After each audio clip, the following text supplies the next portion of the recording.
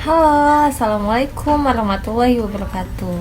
Hai, kembali lagi bersama saya Desi Amelia. Saya mahasiswa Universitas Muhammadiyah Tangerang. Saya jurusan akuntansi.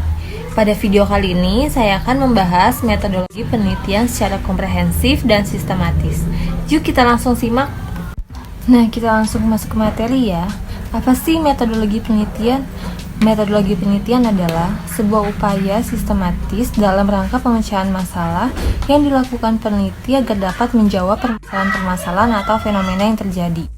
Nah, dengan menggunakan metodologi penelitian, peneliti akan dapat mengambil kesimpulan-kesimpulan sehingga dapat menemukan solusi dari permasalahan. Serta kesimpulan-kesimpulan tersebut dapat dipercaya sebab menggunakan pengukuran-pengukuran yang saintifik. Metodologi penelitian ada dua. Yang pertama metodologi penelitian kuantitatif dan yang kedua ada metodologi penelitian kualitatif. Nah, sekarang kita bahas metodologi penelitian kuantitatif.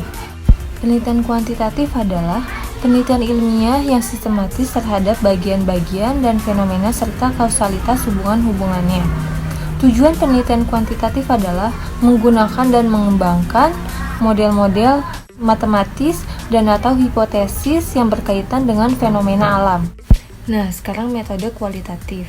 Metode kualitatif itu adalah penelitian yang bermaksud untuk memahami fenomena tentang apa yang dialami oleh subjek penelitian. Misalnya, perilaku, persepsi, motivasi, tindakan, dan lain-lain secara holistik.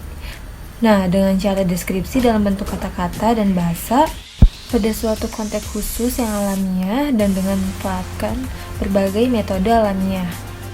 Nah, perbedaannya dengan metode kuantitatif adalah penelitian ini berdasarkan dari data, memanfaatkan teori yang ada sebagai bahan penjelas dan berakhir dengan sebuah teori. Nah, secara umum metode ilmiah dimulai dengan mengidentifikasi masalah. Setelah masalah teridentifikasi, kemudian dilanjutkan dengan merumuskan hipotesis. Kebenaran hipotesis ini kemudian diuji dengan kemampuan data dari objek yang diteliti. Kemudian data tersebut dianalisis.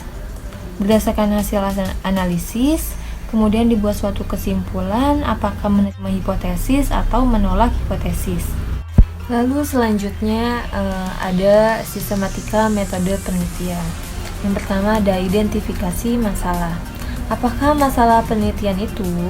Masalah penelitian dapat dinyatakan dalam dua kalimat. Yang pertama ada kalimat tanya dan yang kedua ada kalimat tujuan. Contoh kalimat tanya adalah apa, mengapa, bagaimana.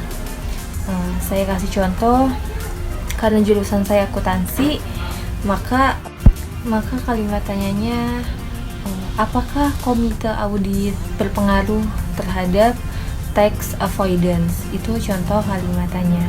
Kemudian menemukan masalah penelitian. Langkah pertama yaitu tentukan satu topik. Topik sebaiknya berhubungan dengan bidang studi penelitian. Karena bidang studi saya akuntansi, maka saya kasih satu contoh topiknya yaitu tax avoidance. Nah, setelah dapat topiknya, kemudian topik itu diuraikan lagi dalam bentuk pernyataan. Setelah itu,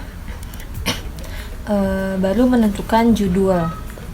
Misalnya, topiknya yaitu tax avoidance, maka saya kasih contoh judulnya yaitu pengaruh komite audit corporate governance terhadap tax avoidance. Itu contoh judulnya. Nah, kemudian lanjut masuk kepada sistematika usulan penelitian. Yang pertama ada latar belakang masalah. Berisi tentang latar belakang masalah, identifikasi masalah, rumusan masalah dan batasan masalah, tujuan dan manfaat penelitian. Nah, yang kedua ada tinjauan pustaka. Nah, ini berisi uraian teori atau rujukan yang memberikan argumentasi teoritik terhadap konsep-konsep yang menjadi fokus penelitian. Nah, kemudian ada kerangka konsep. Paradigma penelitian merupakan pola pikir yang menunjukkan hubungan antar variabel yang akan diteliti. Kemudian paradigma sederhana yang menunjukkan pengaruh dan hubungan antar variabel X dan variabel Y. Nah, seperti tadi contoh judulnya yaitu pengaruh komite audit corporate governance terhadap tax avoidance. Nah, yang akan diteliti variabel X1-nya yaitu komite audit, variabel X2-nya yaitu corporate governance, dan variabel Y-nya yaitu tax avoidance. Nah, dalam penelitian ini kita akan menguji apakah variabel komite audit dan corporate governance memengaruhi tax avoidance. Nah, selanjutnya ada perumusan hipotesis. Hipotesis dapat diartikan sebagai pernyataan statistik tentang parameter populasi. Dalam penelitian, hipotesis diartikan sebagai jawaban sementara terhadap perumusan makalah penelitian. Nah, itu saja ringkasan penjelasan metodologi penelitian secara komprehensif dan sistematis menurut saya.